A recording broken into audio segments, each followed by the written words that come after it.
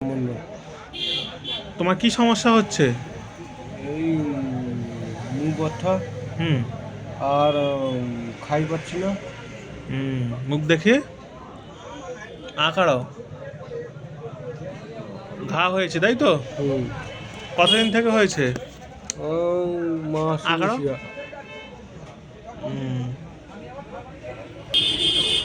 তাহলে তুমি এর আগে আমার কাছে ওষুধ নিয়ে গেছিলে, তাই তো? কেমন ছিলে? ওষুধ ভালো ছিল। ভালো ছিলে। আচ্ছা। তুমি তখন কি কি কি খেতে? পান দোক্তা না কি খেতে? পান আর বেড়ি। বিড়ি খেতে? হুম। সারাদিনে বিড়ি কটা খেতে?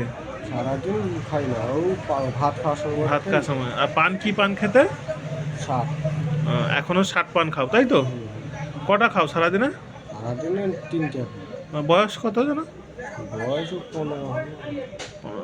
তো এইটা যে 60 পান বা এগুলো বিড়ি খেলে যে এগুলো স্টোমাকে আলসার হয়ে যে ক্যান্সারের দিকে যায়, জানো তো? এগুলো আর খাবে না, যা ভুল করেছো করেছো, আর খাবে না। না। ওষুধ দিচ্ছি ভালো হবে, কিন্তু এরপর যদি বারবার করতে থাকো তাহলে এটাই সমস্যা হবে। আর সবাইকে বলতে চাইছি যে এই জিনিসটা থেকে বিরত থাকুন, না হলে মানুষের জীবন সব শেষ করে দেবে, টাকা পয়সা সব কিছু। তো বারবার এগুলো থেকে দূরে থাকো। এগুলো যদি তুমি বারবার খাও, আবার বারবার ওষুধ দেবো ভালো হবে, আবার কিন্তু সমস্যা হবে, বুঝতে পারছো তো? নিজেকে একটু শুধরাও, তোমার তো মা এসেছিলো বলেছিল, নিজেকে একটু শুধরাও, দেখবে ঠিক হয়ে যাবে।